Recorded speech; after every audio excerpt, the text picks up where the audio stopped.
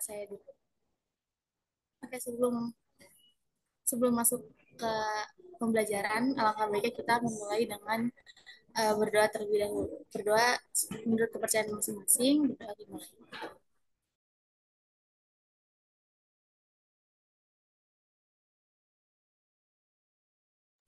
Berdoa selesai.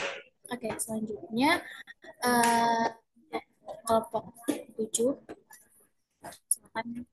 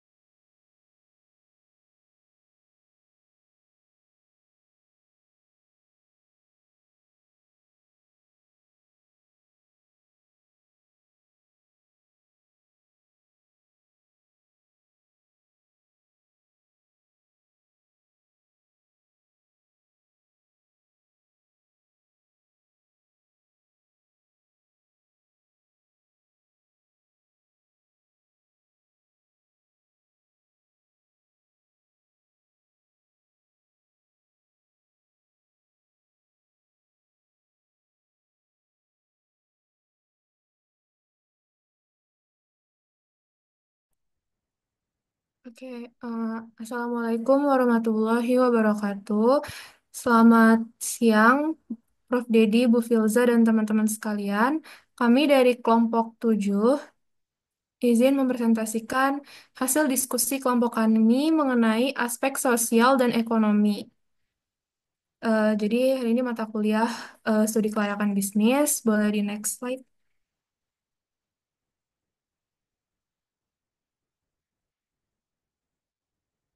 Oke, sebelum itu kami akan memperkenalkan diri kami terlebih dahulu. Kami berempat yang terdiri dari Ranti Pratiwi, Dia Ratu Dwi Hapsari, Jasmine Lamia, saya sendiri, dan ada Muhammad Faisal. Oke, baik. Selanjutnya akan dijelaskan oleh rekan saya. Baik, jadi kita kali ini akan membahas mengenai studi kelayakan bisnis menurut aspek sosial dan ekonomi. Jadi pertama-tama kita ketahui dahulu ini mengenai pengertian dari studi kelayakan bisnis aspek sosial dan juga ekonominya. Jadi untuk aspek sosial ekonomi dalam suatu studi kelayakan bisnis adalah bagian dari analisis yang menilai dampak suatu proyek atau bisnis terhadap masyarakat dan juga lingkungan sosial di sekitarnya serta kontribusinya bisnis terhadap perekonomian secara lebih luas. Nah, untuk fokusnya sendiri itu mencakup hal-hal seperti penciptaan lapangan kerja, kemudian peningkatan kesejahteraan masyarakat, pengaruh terhadap UMKM lokal, dan juga distribusi masyarakat, serta pengaruhan atau perubahan gaya hidup dan struktur sosial. Baik, next slide.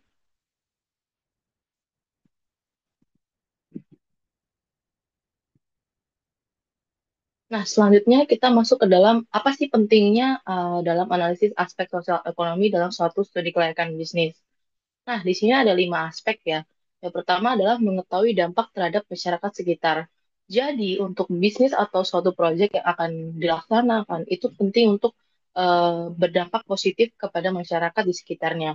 Nah, apabila bisnis itu berdampak negatif pada masyarakat, misalnya nih, menimbulkan polusi, konflik sosial, dan juga gentrifikasi, itu bisa memicu penolakan dari masyarakat, kemudian warga, atau mungkin LSM di lingkungan bisnisnya. Kemudian aspek yang kedua adalah mendukung keberlanjutan jangka panjang. Nah, apabila proyek atau bisnis yang memperhatikan aspek sosial ekonomi itu pun cenderung lebih berkelanjutan karena mendapat dukungan dari masyarakat dan juga menciptakan manfaat bersama. Nah, yang ketiga adalah menciptakan citra perusahaan. Dengan perusahaan atau bisnis yang berkontribusi terhadap sosial ekonomi dalam masyarakatnya atau dalam ya ekonomi lokalnya, itu kan pasti akan berdampak pada reputasi yang baik, kemudian bisnisnya itu bisa menjadi citra tambahan yang bisa menjadi nilai tambah bagi brand image-nya. Nah, aspek yang keempat adalah menjadi pertimbangan pemerintah atau investor.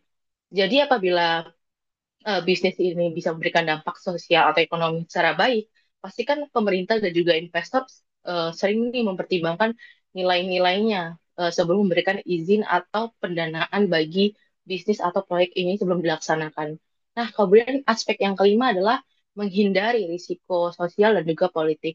Dengan memahami aspek sosial ekonomi, sebuah bisnis atau proyek itu bisa menghindari risiko-risiko seperti boikot, demonstrasi, atau hambatan hukum lainnya. Nah, untuk materi selanjutnya akan dibawakan oleh rekan saya.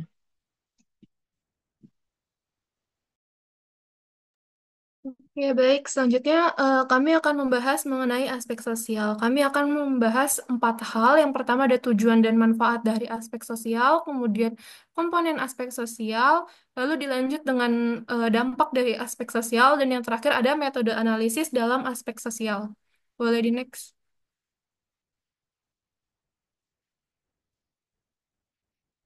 Oke, jadi dalam studi kelayakan bisnis atau feasibility study, komponen sosial mencakup analisis dampak sosial dan ekonomi dari suatu proyek, termasuk pengaruhnya terhadap masyarakat, budaya, dan lingkungan sosial, serta memastikan proyek tersebut sesuai dengan kebutuhan dan aspirasi dari masyarakat setempat. Nah, ini ada manfaat dan tujuan dari komponen sosial. Manfaat yang pertama itu adalah memberikan pemahaman yang lebih baik tentang kebutuhan dan harapan masyarakat terkait proyek yang diusulkan. Kemudian, mengidentifikasi potensi konflik atau resistensi dari komunitas lokal yang dapat mempengaruhi keberhasilan proyek. Dan manfaat terakhir itu ada membantu dalam merancang strategi komunikasi dan keterlibatan masyarakat untuk meningkatkan dukungan terhadap proyek yang akan dijalankan. Kemudian, kalau tujuannya yang pertama adalah menganalisis bagaimana proyek atau studi yang diusulkan akan mempengaruhi masyarakat dan lingkungan sosial di sekitarnya. Dan yang kedua adalah menilai sejauh mana proyek dapat diterima oleh masyarakat serta potensi kontribusinya terhadap kesejahteraan sosial. Jadi, manfaat dan tujuan sosial dari aspek sosial itu sangat penting untuk diperhatikan bagi kelayakan bisnis teman-teman. Boleh di next.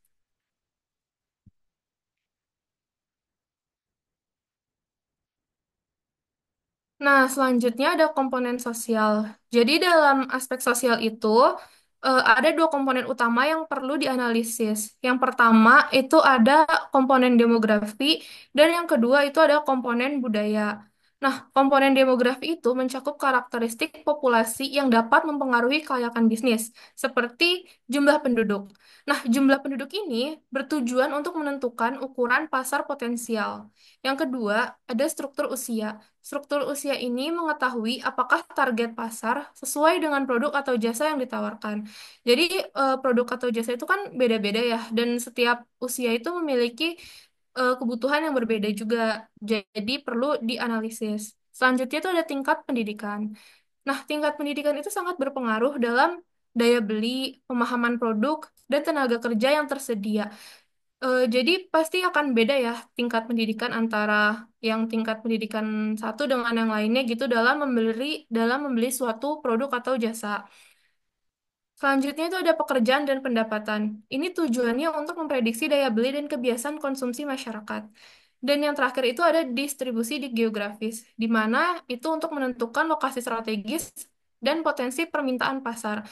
Nah, pasti teman-teman juga tahu kalau lokasi yang strategis itu sangat menentukan dalam kesesuaian dan kesuksesan sebuah bisnis. Nah, yang kedua itu ada komponen budaya. Nah, budaya itu mempengaruhi preferensi konsumen dan penerimaan bisnis di suatu wilayah. Termasuk yang pertama itu ada nilai dan norma sosial. Misalnya, teman-teman nih mau bisnis makanan. Nah, itu kan harus memperhatikan ya kebiasaan makan orang tersebut atau orang tersebut mau mengonsumsi makanan yang halal gitu. Jadi itu diperhatiin. Terus yang kedua ada gaya hidup dan kebiasaan konsumsi. Nah, itu nentuin apakah produk atau jasa teman-teman itu sesuai dengan pola konsumsi masyarakat sekitar. Yang ketiga, itu ada adat dan tradisi lokal. Jadi, suatu bisnis itu harus menyesuaikan strategi pemasaran dengan budaya setempat. Terus kemudian ada kepercayaan dan agama. Nah, ini juga berpengaruh pada jenis produk apa yang diterima oleh masyarakat tersebut. Dan yang terakhir itu ada bahasa dan komunikasi. Nah, bahasa dan komunikasi itu juga mempengaruhi strategi branding dan pemasaran agar sesuai dengan target audience gitu. Jadi, mungkin teman-teman bisnisnya itu di daerah gitu ya, yang sulit mengakses internet. Jadi, nggak mungkin kalau kalian itu melakukan branding dan pemasaran itu melalui internet. Boleh di next.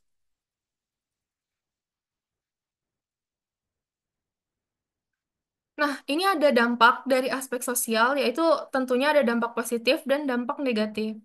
Nah, dampak positifnya itu yang pertama, peningkatkan akses terhadap layanan atau produk baru yang dihasilkan oleh proyek.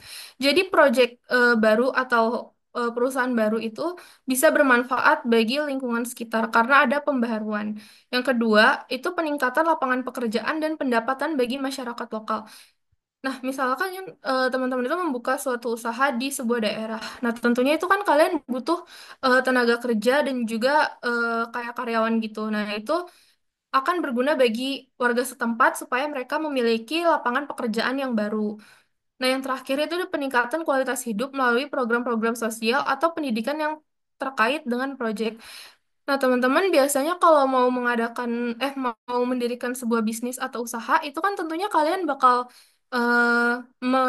mengedukasi masyarakat tentang tentang produk kalian atau mungkin kalian melakukan kayak CSR atau company social responsibility gitu. Nah, itu juga berpengaruh bagi masyarakat sekitar. Nah, kemudian di sini ada dampak negatifnya. Yang pertama, itu potensi gangguan terhadap kehidupan sehari-hari masyarakat akibat perubahan lingkungan atau sosial. Nah, masyarakat setempat itu eh, apa ya? Kadang tuh juga ada yang merasa bahwa perubahan atau inovasi itu merupakan sebuah ancaman bagi mereka atau kayak gangguan gitu ya. Karena masih banyak juga orang yang memiliki sifat konservatif terhadap hal-hal baru. Nah, selanjutnya yang kedua itu ada resiko konflik sosial jika proyek tidak melibatkan komunitas secara aktif dalam perencanaan dan pelaksanaan. Nah, jadi teman-teman itu ketika ingin mendirikan sebuah perusahaan itu harus juga melakukan komunikasi gitu ya terhadap masyarakat setempat agar dalam kedepannya dalam jangka panjang itu nggak menimbulkan konflik baik antara perusahaan teman-teman dengan masyarakat setempat kayak gitu. Dan yang terakhir itu pengaruh negatif terhadap budaya lokal jika proyek tidak sensitif terhadap nilai-nilai dan tradisi masyarakat. Jadi mungkin masih banyak juga ya orang-orang yang apa ya kayak dengan budaya dan tradisinya itu sangat kuat dan kental gitu. Ketika teman-teman mendirikan sebuah perusahaan dan itu mengancam bagi mereka, itu pasti mereka akan menolak dan akhirnya timbul konflik terhadap perusahaan teman-teman kayak gitu. Boleh di next. Oke, selanjutnya ada metode analisis aspek sosial. Seperti yang teman-teman tahu juga, kalau misalkan metode analisis itu tentunya dibagi menjadi dua, yaitu metode kualitatif dan metode kuantitatif, kayak gitu. Nah, kalau metode kualitatif itu bisa dilakukan yang pertama dengan identifikasi dampak sosial. Nah, ini bisa dilakukan dengan cara wawancara dengan warga setempat, melakukan FGD atau focus group discussion dengan warga setempat, atau studi kasus untuk memahami dampak positif dan negatif yang timbul dari bisnis teman-teman terhadap masyarakat setempat, lingkungan, dan budaya mereka gitu.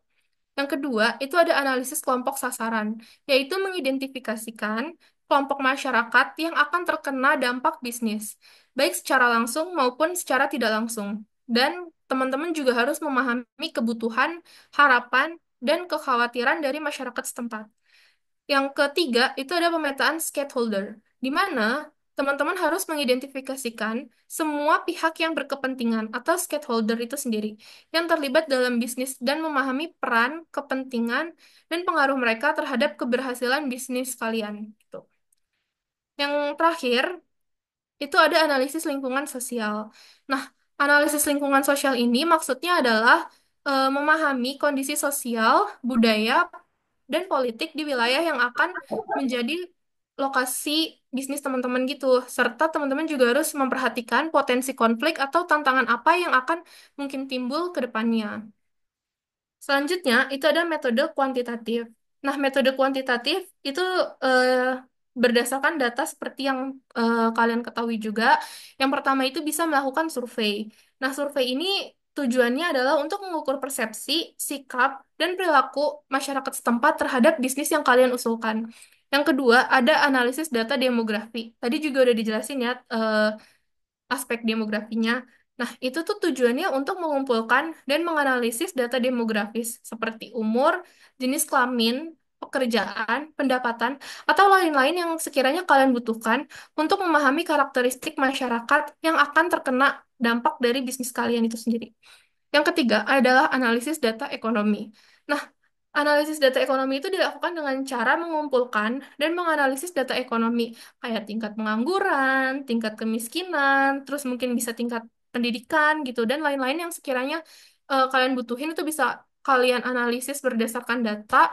Tujuannya itu untuk memahami kondisi ekonomi masyarakat dan potensi dampak bisnis kalian terhadap perekonomian lokal atau perekonomian setempat gitu.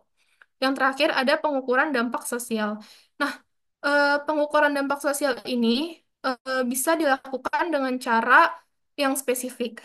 Misalkan kayak perubahan tingkat pendapatan, akses terhadap pendidikan dari warga setempat, akses kesehatan, ataupun infrastruktur, kondisi infrastruktur di tempat tersebut. Boleh di next. Oke, baik. Selanjutnya akan dilanjutkan oleh rekan saya. Terima kasih. Oke, selanjutnya ada aspek ekonomi yang akan kita bahas pertama yaitu tujuan manfaat, komponen, dampak, dan juga pendekatan. Boleh di next.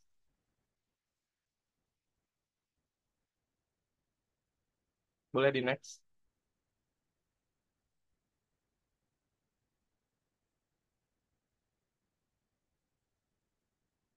Oke. Yang pertama yaitu ada tujuan dan manfaat. Pendapatan nasional merupakan salah satu indikator penting untuk mengetahui tingkat kesejahteraan dan pertumbuhan ekonomi suatu negara. Tujuan utamanya yaitu untuk menghitung pendapatan nasional, untuk mengetahui seberapa besar nilai barang dan jasa yang dihasilkan dalam suatu negara selama periode tertentu. Data ini digunakan oleh pemerintah untuk menyusun kebijakan ekonomi yang tepat, seperti pengentasan kemiskinan, penciptaan lapangan kerja, dan distribusi pendapatan yang adil. Lalu ada manfaat dari perhitungan pendapatan nasional, yaitu dari sisi sosial dan ekonomi, data ini bisa memberikan gambaran apakah suatu proyek atau kebijakan memberikan dampak positif ataupun negatif.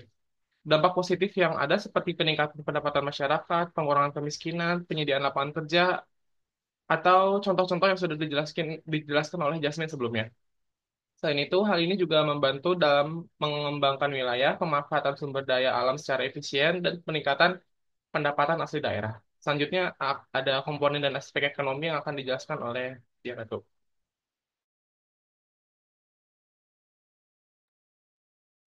Oke, selanjutnya adalah komponen-komponen yang ada di dalam aspek ekonomi. Nah, yang pertama itu ada peningkatan ekonomi keluarga. Jadi sebuah bisnis yang memang baru mulai berjalan ataupun yang sudah ada, itu kan pasti akan menciptakan lapangan pekerjaan ya. Dan masyarakat di sekitar juga berpeluang gitu untuk mendapatkan pekerjaan. Dengan begitu mereka akan memiliki penghasilan yang lebih stabil dan dan kalau misalkan mereka memiliki pendapatan, keluarga mereka tuh bisa memenuhi kebutuhan hidupnya sehari-hari dengan lebih baik, seperti dari membeli makanan bergizi, terus pendidikan, layanan kesehatan, transportasi, ataupun tempat tinggal gitu yang lebih layak. Kemudian mereka juga bisa nih untuk menabung atau berinvestasi untuk masa depan nantinya. Jadi kalau misalnya semakin banyak keluarga yang ekonominya meningkat, maka tingkat kesejahteraan masyarakatnya juga akan ikut membaik. Nah, yang kedua adalah pemanfaatan sumber daya alam. Jadi sumber daya alam itu kan memang merupakan salah satu faktor ataupun aset utama gitu dalam sebuah bisnis. Apalagi jika dikelola dengan cara baik dan bijak, sumber daya alam itu pasti memberikan manfaat yang besar, terutama dalam aspek ekonomi. Misalkan hasil pertanian yang diolah menjadi produk jadi, itu kan memiliki nilai jual yang lebih tinggi dibandingkan produk yang mentah gitu. Namun jika memang pemanfaatan sumber daya alam ini nggak dilakukan dengan bijak, itu tuh bisa menyebabkan kerusakan lingkungan. Yang ketiga adalah pengembangan wilayah. Nah, bisnis yang berkembang di suatu daerah itu bisa mendorong pembangunan wilayah tersebut. Misalkan ada pabrik, pusat perbelanjaan baru, tempat wisata, ataupun kantor baru, maka jalan dan fasilitas umum di wilayah tersebut tuh bisa ikut berkembang. Selain itu, semakin banyak orang yang akan datang ke wilayah tersebut untuk bekerja, berbisnis, berdagang, ataupun berwisata gitu. Dengan adanya pengembangan wilayah ini, yang wilayah yang dulunya kurang maju itu bisa menjadi lebih ramai dan sejahtera. Boleh di next. Nah, dampak-dampak dari aspek ekonomi, yang pertama itu ada peningkatan kesempatan kerja. Jika suatu bisnis yang baru dimulai ataupun yang sudah berjalan gitu, maka akan membutuhkan tenaga kerja gitu sehingga menciptakan lapangan pekerjaan. Dengan begitu kan bisa mengurangi tingkat pengangguran. Nah, dengan pekerjaan yang stabil juga, masyarakat tuh bisa memiliki penghasilan yang tetap untuk memenuhi kebutuhan hidup mereka. Selain itu, bisnis yang berkembang juga mendorong gitu munculnya usaha usaha kecil di sekitarnya, kayak warung makan ataupun jasa transportasi, warung sembako, dan lain sebagainya. Nah, yang kedua itu ada perubahan pola hidup. Ketika ekonomi meningkat, gaya hidup masyarakat juga pasti akan berubah.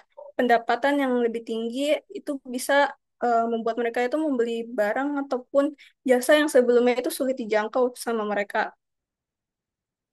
Contohnya kayak pendidikan ataupun layanan kesehatan. Nah, namun ada tantangan di dalam perubahan pola hidup. Contohnya itu gaya hidup konsumtif yang berlebihan. Nah, makanya penting banget bagi masyarakat untuk mengatur keuangan tuh dengan lebih bijak dan stabil. Nah, yang ketiga adalah peningkatan infrastruktur. Bisnis yang berkembang itu mendorong pembangunan infrastruktur di sekitarnya gitu.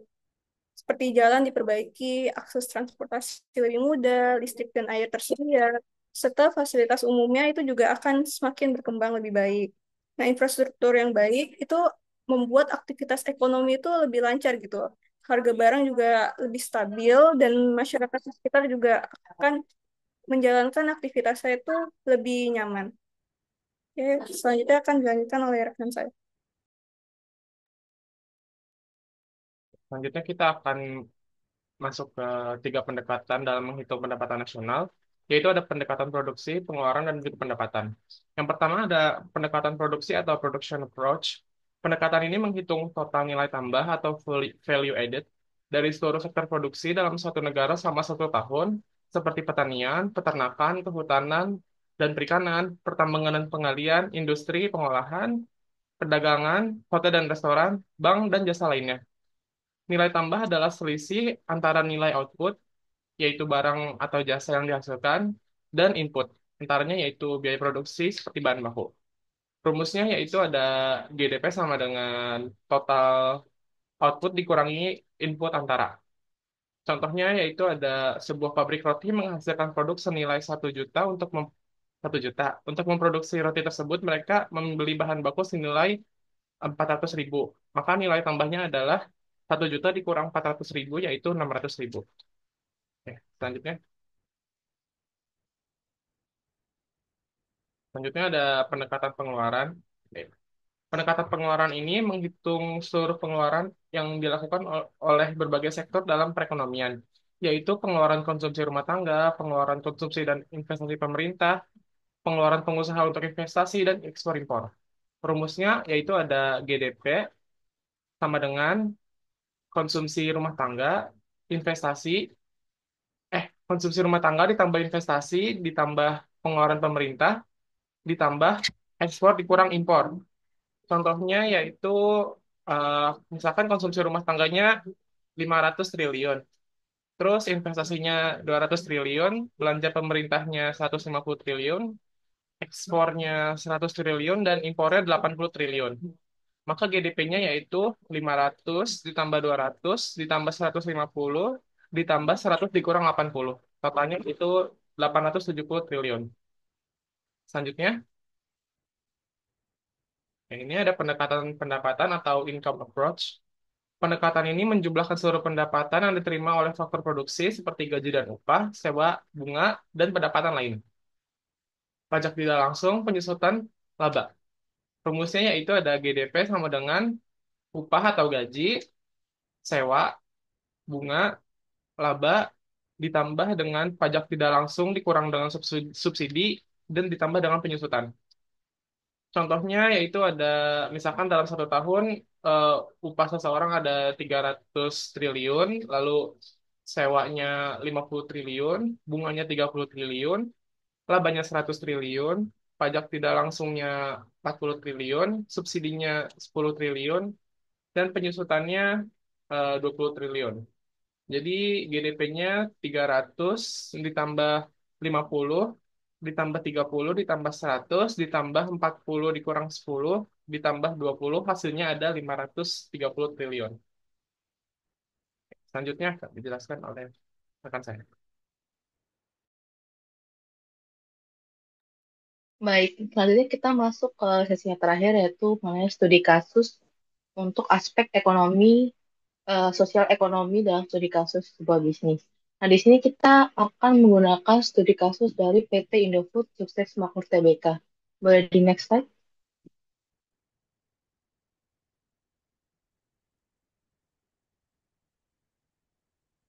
Baik, sebelumnya itu kita harus tahu dulu nih profil dari PT Indofood Sukses Makmur Tbk.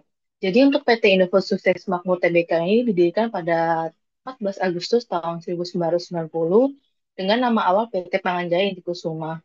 Nah, dan yang kemudian berganti pada 5 Februari 1994 dengan nama PT Indofood Sukses Makmur Tbk. Jadi awalnya perusahaan ini tuh sampai saat ini sih masih berkantor pusat di Jakarta dan juga merupakan produsen terkemuka di sektor makanan dan minuman di Indonesia. Nah, Indofood ini sendiri tuh telah berkembang nih menjadi perusahaan lokal, perusahaan Total Food Solution yang mencakup seluruh tahapan produksi makanan, nah, mulai dari produksi dan pengolahan bahan baku hingga produk akhir yang tersedia di pasar.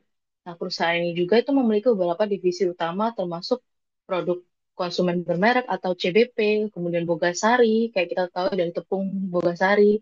Nah, kemudian agribisnis dan juga distribusi. Oke, next slide.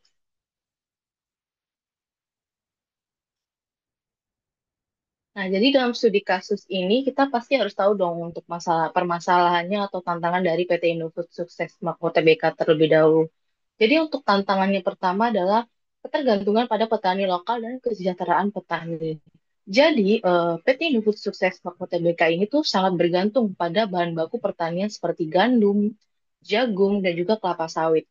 Nah, untuk pasokan lokalnya, perusahaan Indofood Sukses Makmur ini tuh bekerja sama dengan petani melalui sistem kemitraan. Nah, lantas permasalahannya apa sih? Jadi di sini tuh ada tiga permasalahan dari yang poin yang pertama tadi. Nah, permasalahan adalah yang pertama yaitu ketidakstabilan pasokan akibat kondisi cuaca, kemudian kualitas benihnya, dan juga praktek pertanian yang belum optimal. Kemudian yang kedua adalah harga jual hasil tani yang tidak selalu menguntungkan bagi petani kecil. Karena kembali lagi, perusahaan PT Indofood itu kan membutuhkan banyak pasokan bahan baku dari berbagai macam atau berbagai banyaknya petani kecil. Oleh karena itu, pasti perusahaan memerlukan harga beli yang murah dong. Secara nggak langsung, pasti dia akan menembak harga murah kepada petani-petani kecil ini untuk menjual hasil taninya secara jadi itu pasti bakal memberikan dampak kepada petani kecil untuk keuntungannya yang kecil. Nah, kemudian yang ketiga adalah kesenjangan pengetahuan dan juga akses teknologi modern. Di masalah yang kedua, ini ada ketimpangan ekonomi dalam rantai distribusi UMKM. Nah, pasti sebagian besar produk Indofood itu kayak contohnya Indomie, kemudian tepung terigu dan lain-lain itu kan dijual melalui warung tradisional ya kayak warung Madura, toko lontong dan lain-lain. Jadi bisa dari agen lokal dan juga toko kecil. Nah, permasalahannya adalah yang pertama itu banyak distributor dan juga pengecer kecil ini masih belum memiliki akses ke pelatihan atau permodalan untuk meningkatkan efisiensi dan juga daya saingnya. Dan kemudian yang kedua adalah margin keuntungan di level UMKM ini tuh masih cenderung tipis gitu. Sementara untuk biaya operasionalnya itu kan semakin lama semakin naik ya. Dan juga untuk masalah digitalisasi ini tuh masih belum merata ke seluruh UMKM dan masih banyak nih mitra distribusi yang tertinggal dalam hal teknologi dan juga pemasarannya. Nah, kemudian permasalahan yang ketiga ada dampak lingkungan, dan juga sosial dari operasional perusahaannya.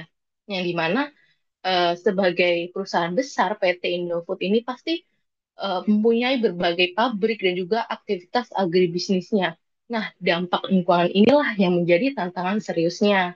Nah, untuk permasalahannya adalah yang pertama nih bisa jadi penggunaan air dalam jumlah besar, kemudian dampak emisi karbonnya, dan juga potensi limbah dari pabrik. Kemudian yang kedua ini ada tuduhan terhadap anak perusahaan Indofood, yang dimana ini terkait pelanggaran HAM di perkebunan sawitnya. Ini menurut laporan NGO seperti laporan NGO Rainforest Action Network tahun 2019. Nah, yang ketiga ini ada permasalahan mengenai tekanan dari pasar internasional agar lebih transparan dan juga berkelanjutan untuk aktivitas pabriknya.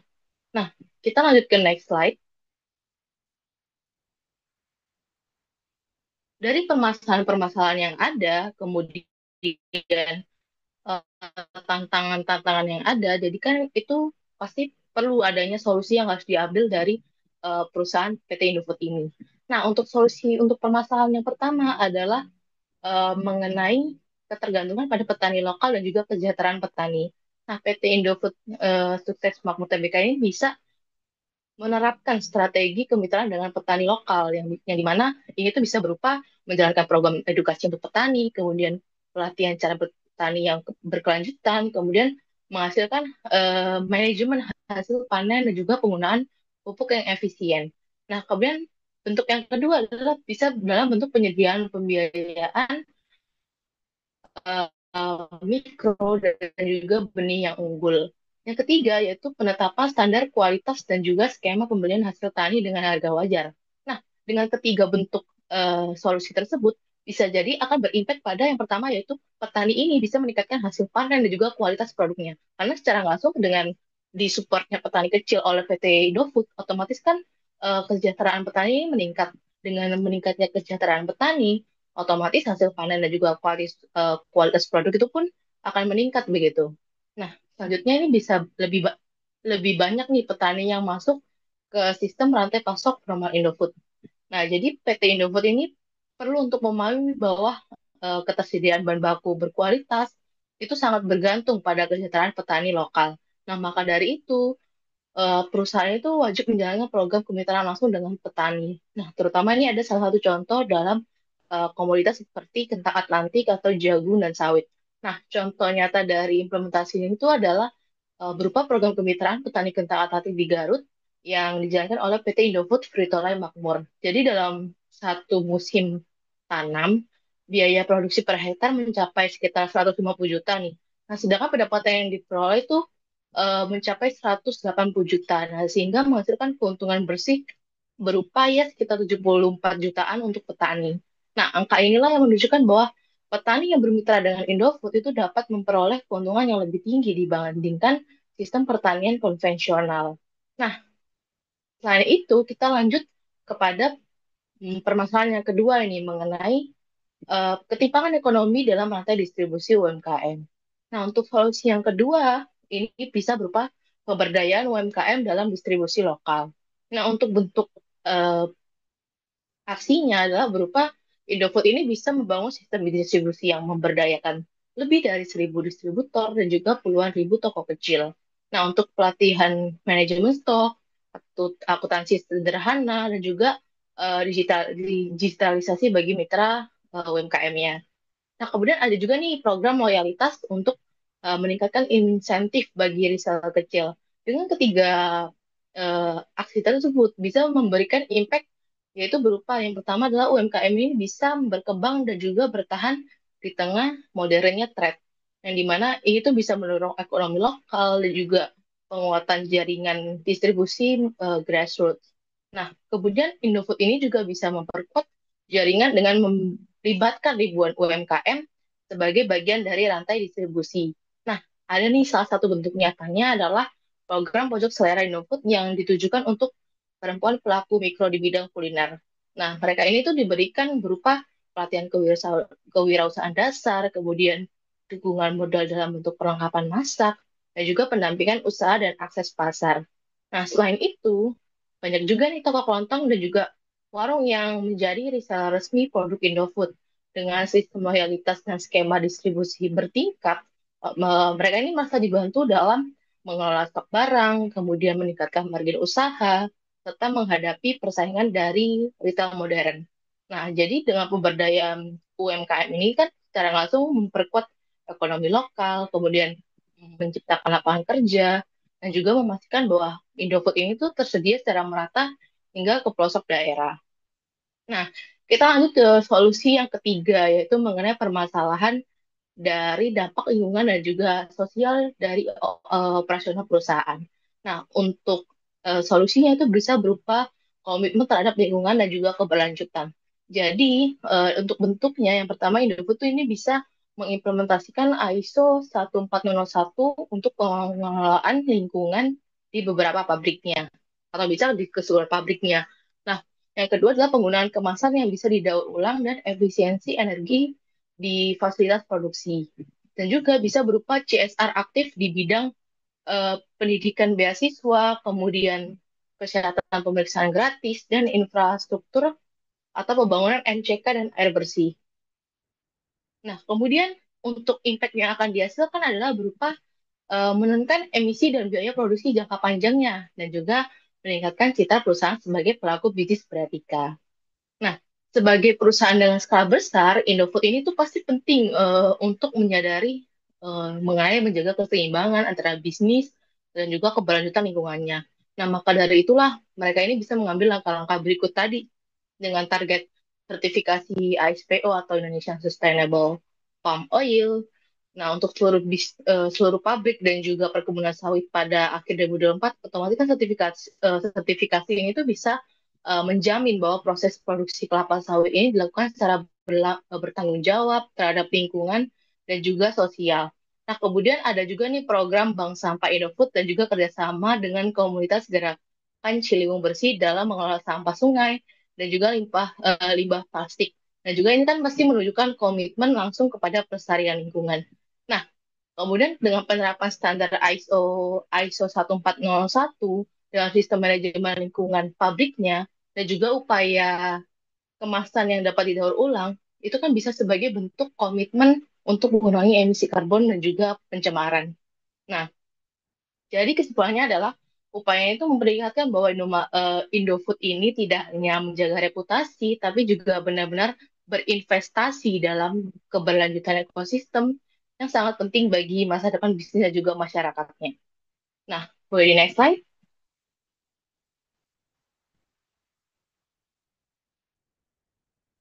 Baik, jadi apa sih kesimpulan dari studi kasus ini? Jadi dari analisis sosial ekonomi terhadap PT Indofood Sukses Makmur, kita kelompok 7 itu bisa menyimpulkan bahwa perusahaan itu memiliki strategi bisnis yang cukup solid ya dalam menghadapi tantangan sosial dan lingkungannya.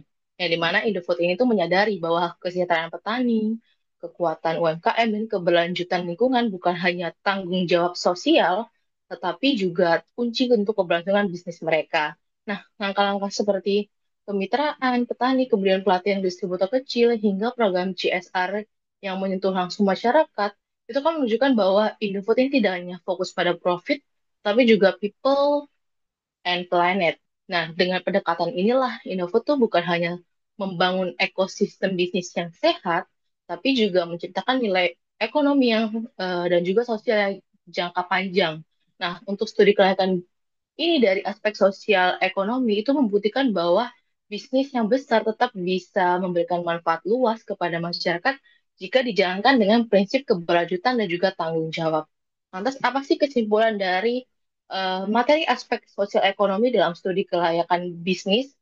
Jadi, untuk aspek sosial ekonomi dalam studi kelayakan bisnis, itu berfokus pada dampak proyek bisnis terhadap masyarakat dan juga lingkungan sosial di sekitarnya. Nah, analisis inilah yang menilai apakah bisnis ini bisa membawa manfaat secara sosial, seperti menciptakan lapangan kerja, kemudian meningkatkan pendapatan masyarakat, dan mendorong pertumbuhan ekonomi lokal. Nah, selain itu juga, eh, bisa dilihat dari potensi dampak negatifnya seperti kerusakan lingkungan, kemudian ketimpangan sosial. Dengan pertimbangan aspek-aspek inilah, pelaku bisnis itu tidak hanya mengejar keuntungan finansial, tapi juga bisa memastikan bahwa usaha yang dijalankan itu memberi kontribusi positif bagi masyarakat dan lingkungan secara berkelanjutan. Nah, itu saja materi yang disampaikan. Selanjutnya akan diserahkan kembali kepada moderator.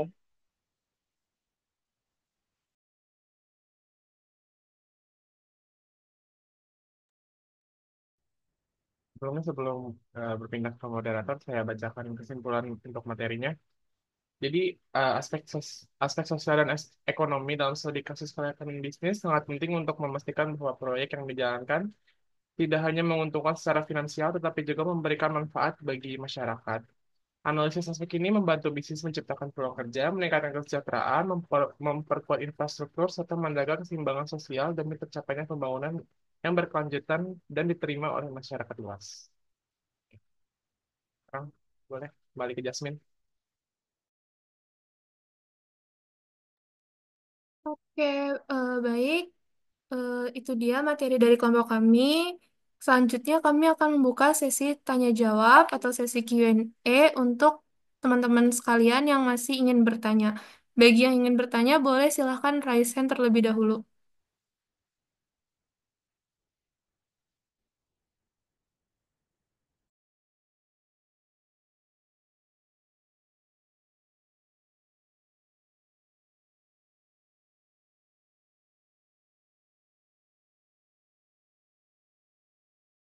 Oke, baik. Karena udah ada beberapa yang raise hand, mungkin boleh dimulai dari Hilsya Faikotul Inayah terlebih dahulu.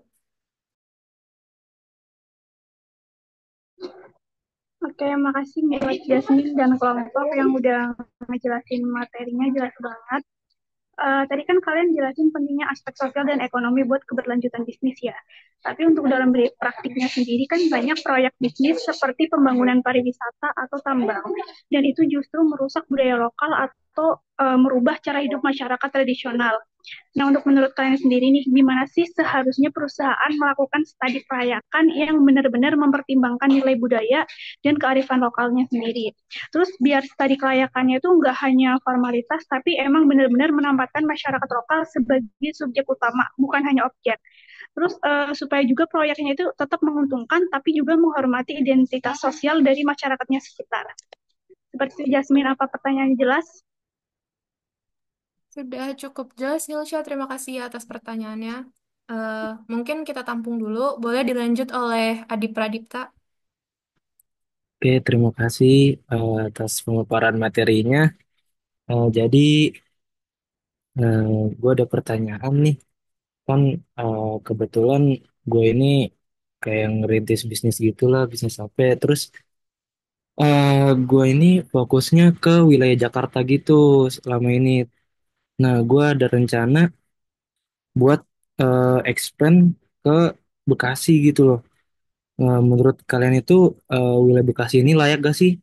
Kan eh, meskipun si Bekasi ini UMR-nya sekarang lebih tinggi dari Jakarta ya, tapi ada faktor lain gak sih yang bikin Bekasi ini layak, Bekasi ini layak atau enggak? Terus satu lagi, menurut kelompok kalian ini dari bisnis gua apa sih resiko sosial atau enggak resiko ekonomi yang paling menantang nih buat bisnis gua? Terus dari kelompokku sendiri punya pandangan enggak buat gua merancang strategi apa nih yang cocok buat gua bisa ngehindarin resiko-resiko itu?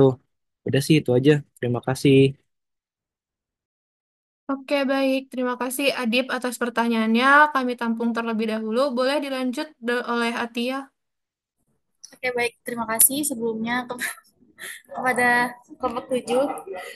Jadi saya ingin bertanya, hmm, jadi dalam analisis tantangan sosial ekonomi yang di studi kasus itu, dari kelompok 7 menyebutkan bahwa terdapat ketimpangan ekonomi dalam rantai distribusi di UMKM gitu. Nah, ini tuh merupakan masalah yang klasik ya dalam bisnis besar yang berinteraksi dengan UMKM, apalagi biasanya melibatkan warung-warung tradisional. Nah, dari Indofood sendiri, apakah ada solusi yang ditawarkan seperti misalnya kayak pelatihan atau loyalitas reseller itu cukup atau tidak untuk mengurangi ketimpangan tersebut secara struktural, atau justru malah memperpanjang ketergantungan para pelaku UMKM, UMKM kecil khususnya terhadap korporasi.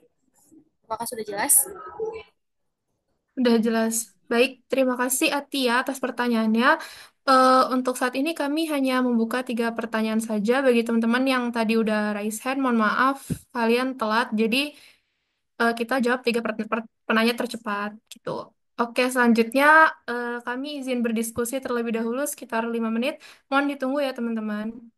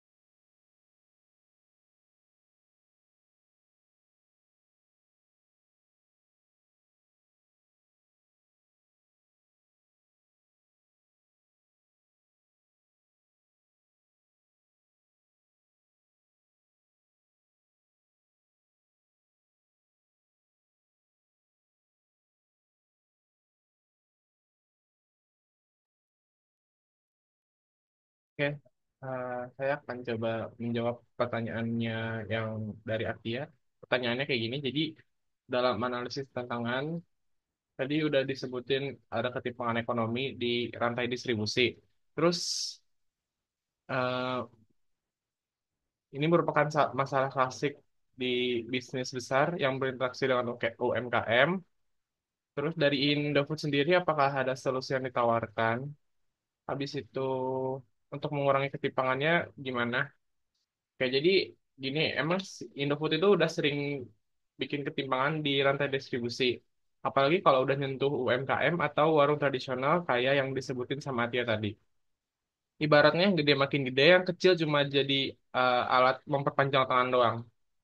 Nah, si Indofood ini sebenarnya udah coba bikin beberapa program buat bantu UMKM kayak pelatihan digital bareng Smart Friend. Jadi UMKM diajarin soal bisnis digital, bikin konten, dan cara jualan online gitu. Tujuannya biar naik kelas. Terus program Indofood Solutions ini kayak akademik mini buat pengusaha makanan, diajarin basic bisnis kuliner dan semacamnya. Lalu yang terakhir ada kolaborasi sama Pemda. Misalnya di Jakarta, mereka barengan ngajarin ribuan orang cara bikin usaha makanan yang layak dijual. Tapi apa usaha-usaha yang tadi udah bisa ngurangin ketimpangan? Jawabannya lumayan, tapi belum cukup. Karena UMKM masih tergantung sama koperasi besar. Terus akses modal, alat, dan infrastrukturnya masih minim buat UMKM sama warung. Terus strukturnya masih berat sebelah, tetap yang gede, tetap gede. Jadi walaupun niatnya udah bagus, tapi kalau cuma ngasih pelatihan dan program loyalitas reseller doang, itu cuman ngebantu buat mereka bertahan gitu, bukan buat buat berdiri secara mandiri gitu. Bisa dibilang kayak dikasih hadiah comfort, tapi gasnya disuruh beli di tempatnya dia sendiri gitu. Jadi butuh solusi yang lebih dalam kayak reformasi cara distribusi distribusi barangnya, terus akses modal yang adil, dan juga bikin UMKM benar-benar bisa jalan sendiri tanpa adanya nunggang terus ke koperasi besar gitu. Apa sudah terjawab? Sudah Ica, makasih. Oke.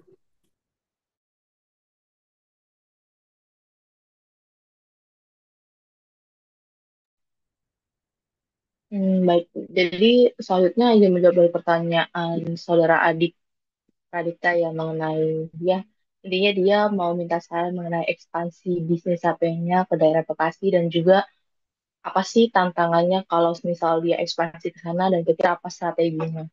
Nah, jadi untuk jawabannya apakah layak untuk ekspansi bisnis HP dari saudara Adip ini dari Jakarta ke Bekasi, jawabannya adalah layak. Nah, itu ada dua alasan dari teori aspek sosial ekonomi ya. Yang pertama itu, jadi kan dalam aspek studi kelayakan bisnis menurut teori aspek sosial ekonomi itu suatu usaha atau bisnis itu layak dijalankan jika bisa yang pertama memberikan dampak positif bagi masyarakat secara sosial atau social impact. Yang kedua, yaitu berpotensi meningkatkan kesejahteraan secara ekonomi masyarakat atau ekonomi benefit. Nah, untuk penerapan dari case-nya usaha atau bisnisnya dari saudara Adit ini, dari sisi sosial itu berdasarkan teori manfaat sosialnya atau social utility, dengan kehadiran bisnis HP di wilayah Bekasi, itu kan pasti secara nggak langsung akan memberikan akses yang lebih luas terhadap teknologi dan juga komunikasi. Nah, seperti di daerah urban seperti Bekasi ini kan HP bukan lagi kebutuhan tersier ya, tetapi bisa jadi sudah alat produktivitas bagi masyarakatnya karena sering dijumpai juga banyak nih ibarat kata masyarakat yang sudah menggunakan HP ini sebagai alat produktivitas untuk pekerjaannya, bisnisnya dan lain-lain. Nah, dengan hal tersebut artinya kan keberadaan bisnis dari saudara Adip ini tuh bisa mendukung aktivitas pendidikan, kemudian pekerjaan, bahkan UMKM lokal gitu. Nah, kemudian dari sisi ekonominya, mengacu pada teori multiplier effect, itu kan ketika saudara adik buka bisnis di Bekasi, bukan cuma bukan cuma saudara adik doang yang untung loh, tapi bisa juga mungkin meningkatkan daya serap dari tenaga lokalnya, kemudian tenaga kerja lokalnya, kemudian kerjasama antara mungkin toko aksesoris HP dan juga jasa pengirimannya, atau bahkan reseller lokal di daerah Bekasi. Nah, yang hal inilah yang pastinya bakal memberikan kontribusi ke perekonomian di sekitarnya gitu.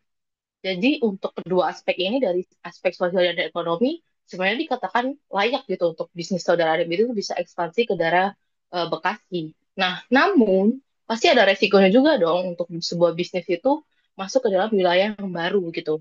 Nah, untuk risiko sosial dan ekonominya tuh, yang pertama kita masuk ke risiko sosialnya nih.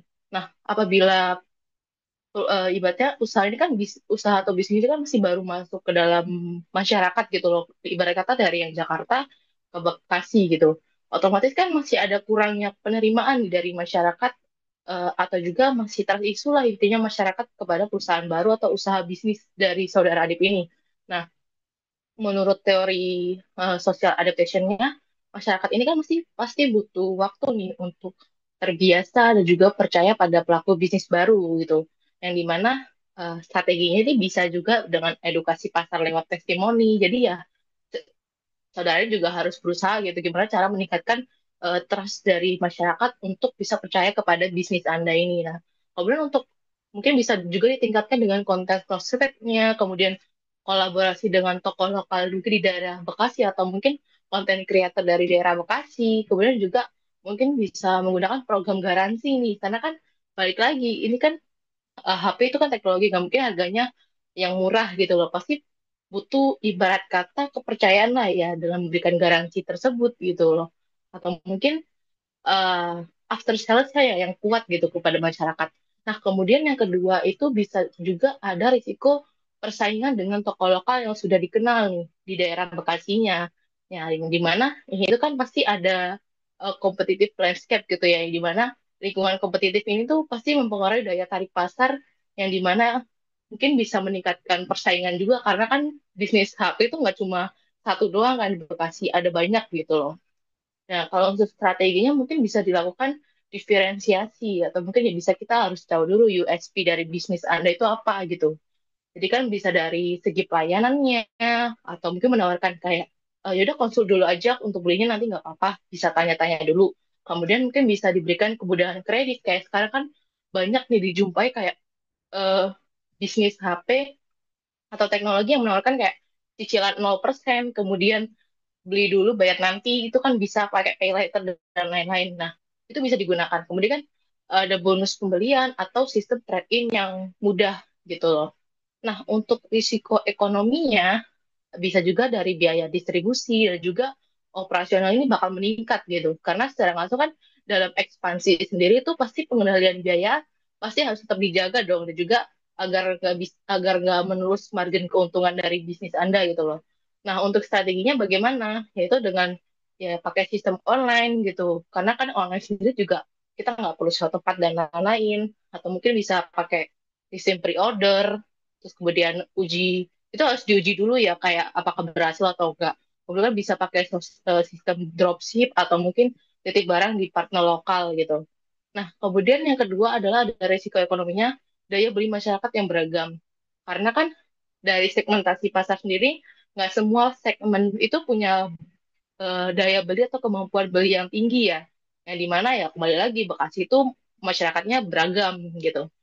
Ya, bagaimana untuk strateginya? Mungkin bisa disediakan pilihan HP-nya yang bervariatif, kemudian mungkin dari bervariatif ini bisa dari low class, mid class, atau high class gitu.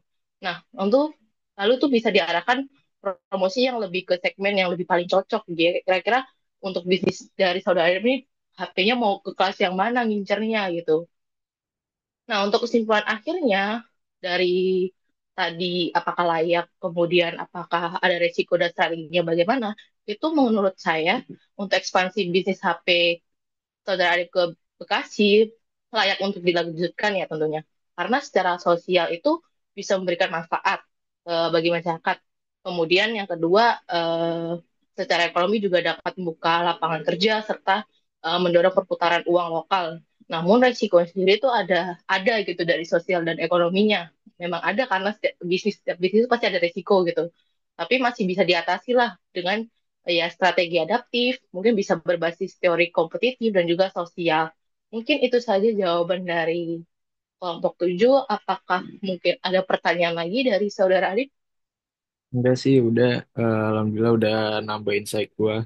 Makasih banget ya kelompok 7. Baik, sama-sama.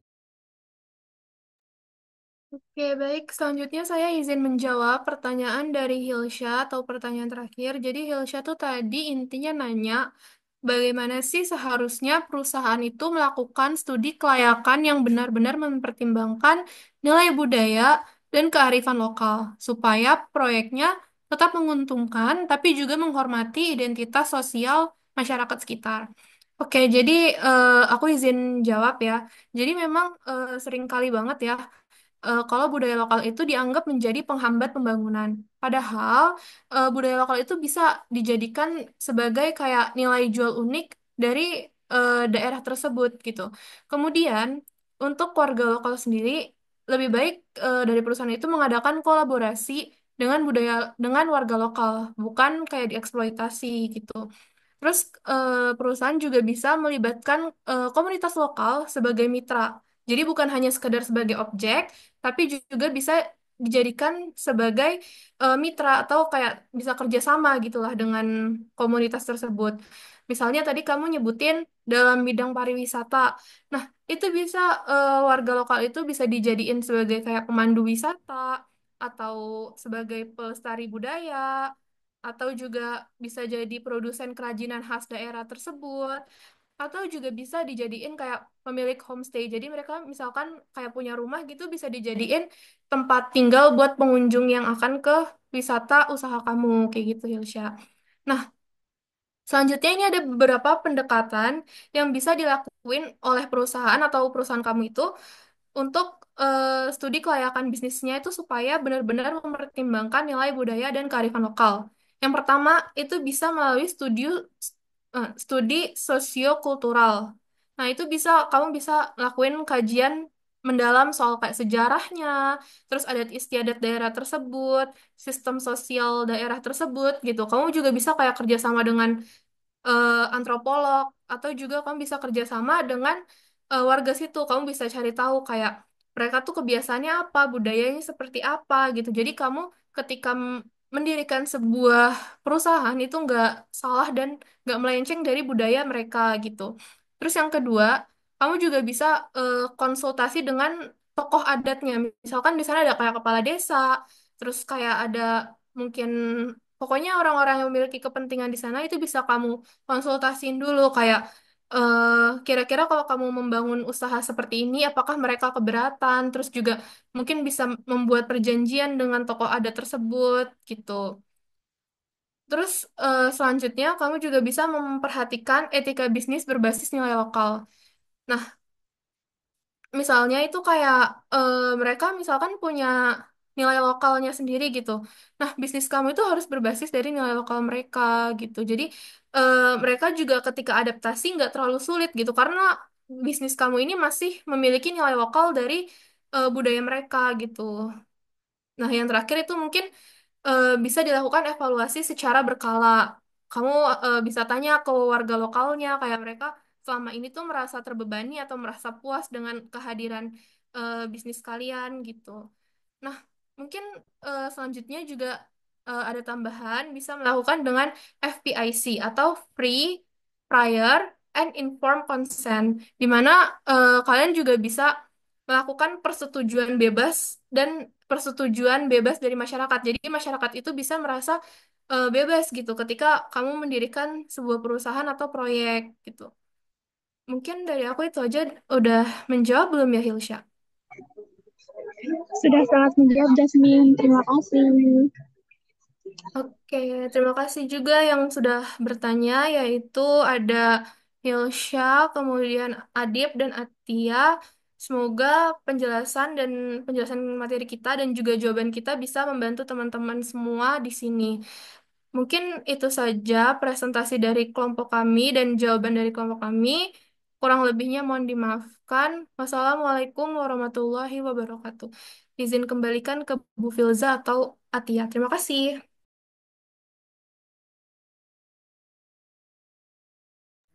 Oke, baik.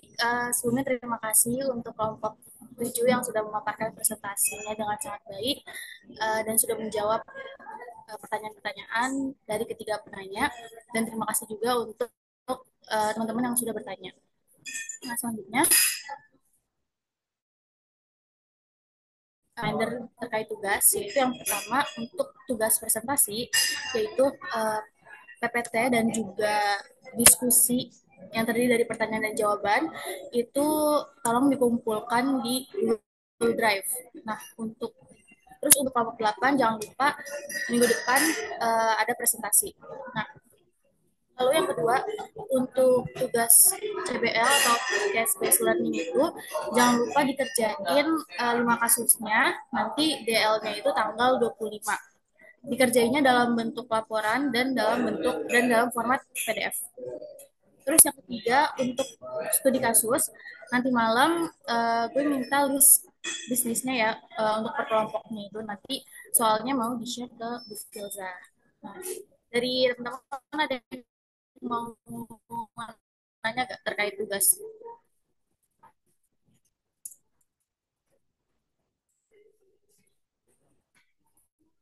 Oke, Jasmine, dipersilakan.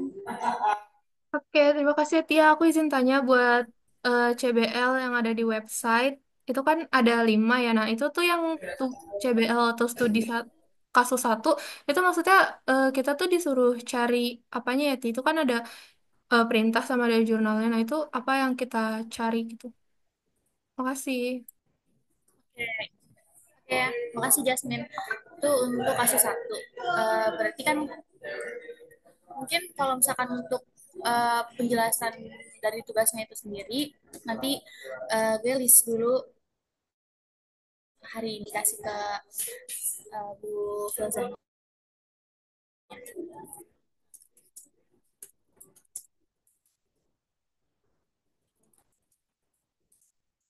Terus selanjutnya ada yang mau nanya lagi gak?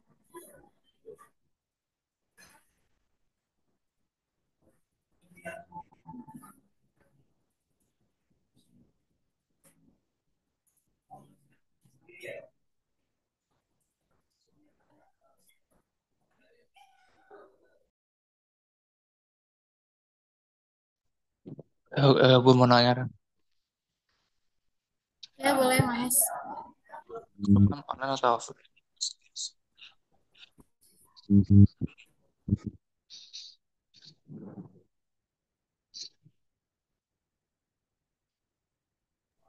Mas, nggak ada suaranya. Tes tes udah nggak? Udah ada. Udah online atau offline?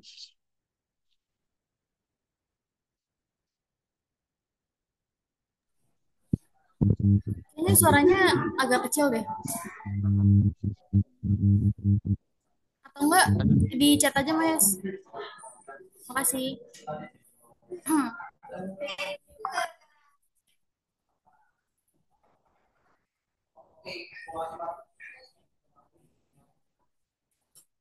Oh, minggu depan. Eh, itu kalau minggu depan nggak tahu deh online atau offline. Nggak bisa dipastikan sekarang sih kalau itu. Nanti tunggu Bu Filzanya aja gimana. Paling baru dikabarin, bisa dikabarin Hamin satu. Nggak terjawab. Ada lagi yang mau bertanya?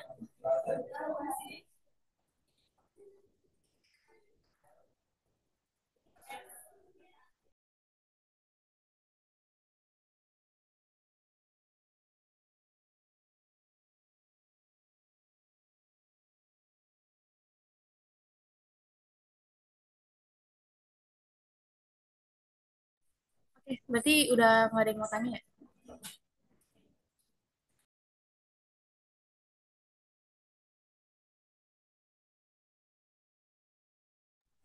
Oke, kalau gitu karena udah nggak ada yang nanya, nanti mungkin kalau misalkan mau ada yang nanya tapi nggak mau ditanya di sini bisa uh, PC aja atau tanya di grup.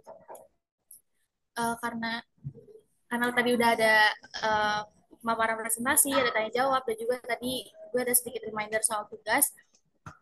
Uh, Makasih juga tadi udah nanya ke kelompok 7.